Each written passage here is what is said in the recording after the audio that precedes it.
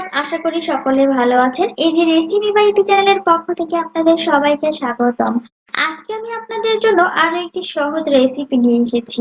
আর আজকে তৈরি করে দেখাবো ব্রোকলির ডাঁটা ভাজি। এইভাবে ব্রোকলির ডাঁটা ভাজি করলে খেতে এত মজা লাগে, না খেলে বুঝতে পারবেন না। আমি এই ভাজিটি এক আন্টির বাসায় খেয়েছিলাম, আমার কাছে অনেক ভালো লেগেছে, তাই ভাবলাম আপনাদের সাথে শেয়ার করি। আমরা অনেকেই ডাটা ফেলে দিয়ে শুধু ফুল রান্না করি। এই ভিডিও দেখার পরে আশা করি আপনারা আর ব্রোকলির ডাটা ফেলে দেবেন না।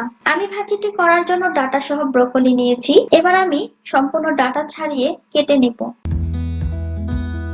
আমি ডাটাগুলো কেটে ধুয়ে নিয়েছি। আপনারা আপনাদের পছন্দ মতো যে কোনো সাইজ করে কেটে নিতে পারেন।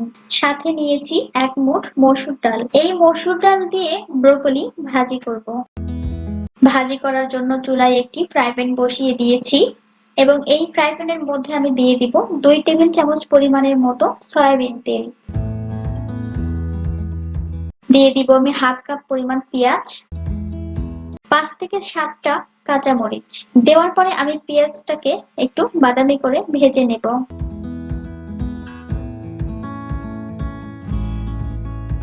পেঁয়াজ আমি বাদামি করে ভেজে নিয়েছি। এ পর্যায়ে আমি দিয়ে দেব হাফ টেবিল চামচ আস্ত জিরে।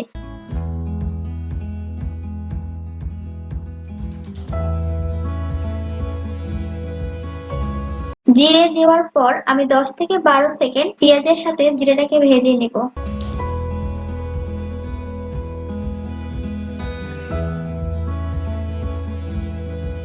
আমি যেহেতু মশলা কষিয়ে নেব, তাই এর মধ্যে দিয়ে দিব 1 কাপ পরিমাণের মতো নরমাল পানি। এই পানির মধ্যে দিয়ে দিব হাফ টেবিল চামচ লবণ, সামান্য পরিমাণ হলুদের গুঁড়ো, সামান্য পরিমাণ আদা বাটা, হাফ টেবিল চামচ রসুন বাটা। দেওয়ার পর আমি একটু নেড়ে দেব।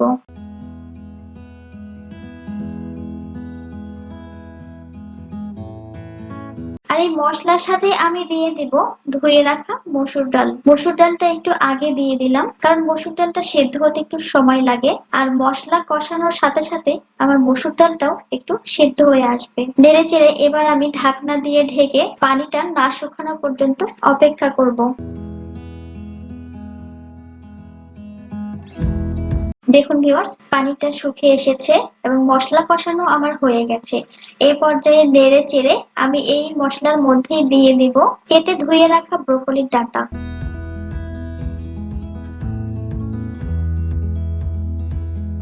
দেওয়ার পরে আমি খুব ভালোভাবে মশলার সাথে ব্রোকলির ডাঁটাকে মিক্সড করে দিব।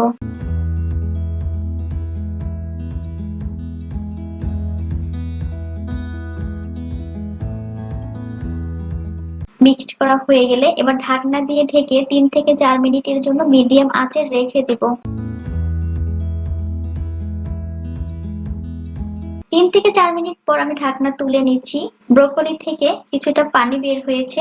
এ পর্যায়ে আমি নেড়ে দিব।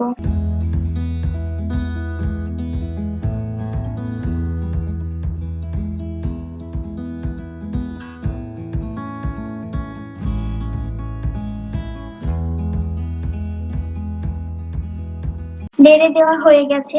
এবার আমি আবারও ঢাকনা দিয়ে ঢেকে পানি না শুকানো পর্যন্ত মিডিয়াম আঁচে রেখে দেব। 3 থেকে 4 মিনিট পর এ পর্যায়ে আমি ঢাকনা তুলে নেড়ে দেব।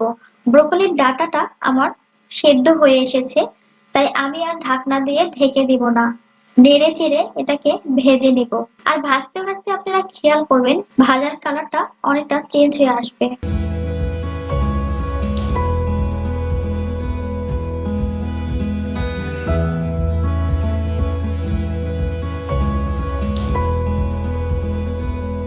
দেখুন ভিউয়ার্স, ভাজিটার কালার অনেকটা চেঞ্জ হয়ে এসেছে। আমার ভাজাটা হয়ে গেছে। এ পর্যায়ে আমি নামিয়ে পরিবেশন করে নিব। আমার পরিবেশন করা হয়ে গেছে। এইভাবে ব্রোকলির ডাঁটা ভাজি করলে খেতে এত পরিমাণের মজা লাগে, যদি না খান তাহলে বুঝতে পারবেন না। আপনারা অবশ্যই ব্রোকলির ডাঁটা আর ফেলে দিবেন না, এইভাবে ভাজি করে খাবেন। এই ভাজিটা গরম গরম ভাতের সাথে খেতে অনেক ভালো লাগে। আশা করি আমার এই ভিডিওটি আপনাদের কাছে ভালো লেগেছে।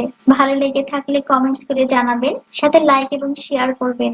এখনো যারা সাবস্ক্রাইব করেননি তারা অবশ্যই সাবস্ক্রাইব করে পাশে থাকা বেল আইকন বাটনে ক্লিক করে নেবেন, যাতে পরবর্তীতে মজার মজার এবং সহজ রেসিপির ভিডিও আপলোড করলে সহজে আপনাদের কাছে নোটিফিকেশন চলে যায়।